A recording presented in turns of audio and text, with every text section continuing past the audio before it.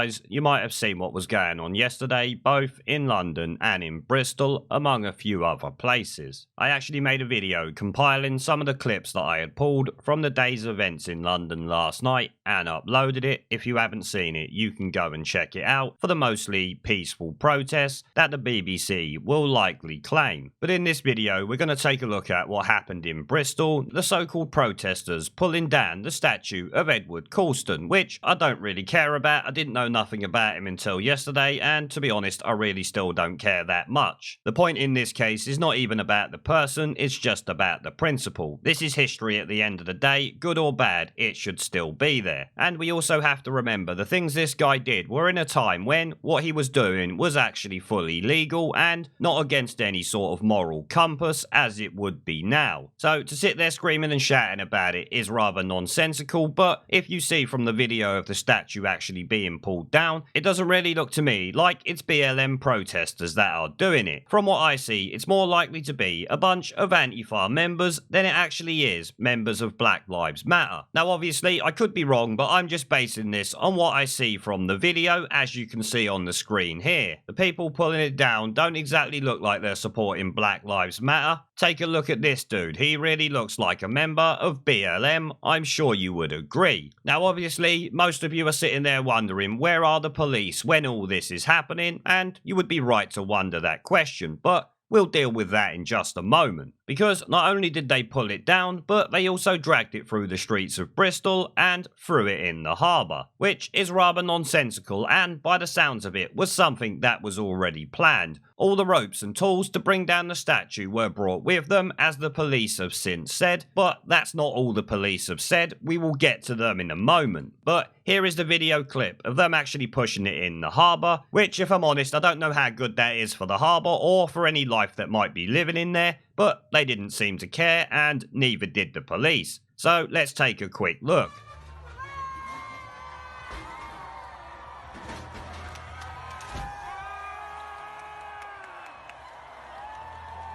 Well, we don't really need to watch any more of that. They are sitting there cheering about possibly polluting the harbour after throwing the statue in there, which apparently the mayor has come out and said it is going to be fished out and put in a museum. So they realistically wasted their time, except of course to get it down, which I must say there was actually a petition in Bristol to get rid of it, which if they wanted it gone would have been the right way to go about it, not pulling it down and throwing it in the river, or the harbour should I say. Either way, it makes no difference. Now obviously, the police were questioned on why this was allowed to happen, along with a few other things during a BBC interview, which we will take a look at now. We know that it has been a historical figure that's caused the black community quite a lot of angst over the last couple of years. So whilst I am disappointed that people would damage one of our statues, I do understand why it's happened. It's very symbolic. You might wonder why we didn't intervene and why we just allowed people to put it in the docks. We made a very tactical decision that to stop people from doing that act may have caused further disorder, and we decided the safest piece to do in terms of our policing tactics was to allow it to take place. Should you have stopped this happening? Should you have protected the statue? So our policing style was from the outset low-key. We were not able to get to the statue in time to protect it, and once it had actually been toppled, there was clearly a pre-planned attempt to bring that down. They had grappling ropes and they had the right tools. So once it was down, we made a decision. The right thing to do was just allow it to happen, because what we did not want is tension. Some people will say that maybe that was the wrong strategy, that you should have intervened and challenged this behaviour. So I understand why people might think that we should have intervened and challenged, but this was a very difficult policing operation. There's a lot of context that sits around it, and I believe we did the right thing. No regrets? No regrets. Right, so let's take apart his first point there, claiming that this statue has been causing angst to the black community for the last couple of years.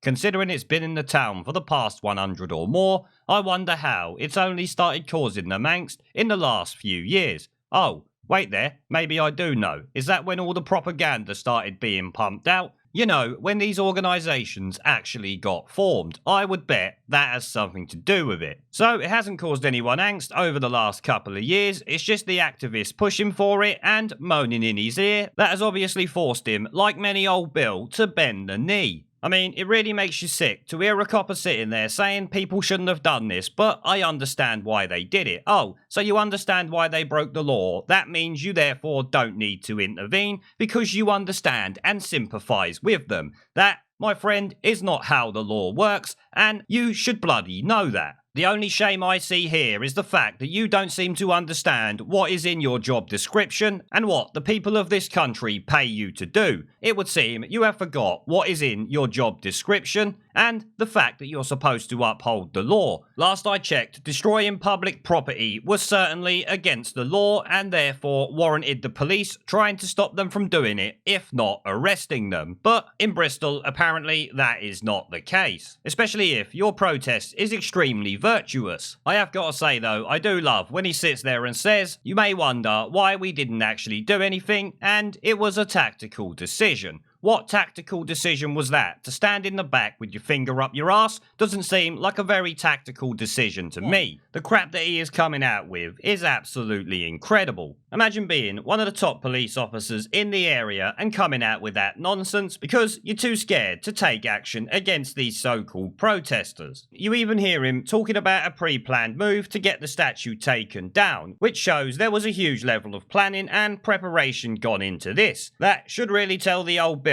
they need to be stopping it, because if you allow it to happen here, as I've already said, it will only continue to happen elsewhere, which is something that they did attempt to do with the Churchill statue yesterday. People stood in front of them, the police moved them on. Luckily, they didn't actually pull it down, though they did graffiti it. But I find it amazing that he sat there and said, once it was down, we just left it as it was and let them do what they want with it. Throwing it in the river, possibly polluting it because we don't know what that thing was made of. It was made 100 years or so ago, apparently. Could have been made of absolutely anything and had anything inside it, if there is anything in it at all. So these activists have just pissed off a bunch of environmental activists, but you won't hear the police officer saying nothing about that because they're not in his ear threatening to call him a bigot. And towards the end, the BBC reporter points out that people would have expected you to actually do something about this, and the copper's response is truly incredible and shows that the Bristol police force is not the Bristol police force, it's actually the Bristol police farce. He said this was a difficult policing situation, which is absolute nonsense. It was an easy policing situation because you did absolutely nothing about it. You just sat there and watched them get on with it. That is not a difficult thing to do. And to top it all off, he literally says he doesn't regret it and would obviously do it again. What a complete snivelling shitweasel this guy is. And I'll tell you what, if I lived in Bristol, I'd be very worried about this police force's ability if these rioters decided to take it to people's houses or something like that. Because given that interview there, this geezer is far too incompetent and sucking up to these idiots far too much to actually be able to protect the people he's paid to. Now, I think you would agree that entire interview was a complete shit show, but it seems the police have launched a criminal damage investigation over the toppling of the statue itself that was later thrown in the river. We don't need to read through it, we've seen all of this before. Organisers of today's protest have distanced themselves from the action,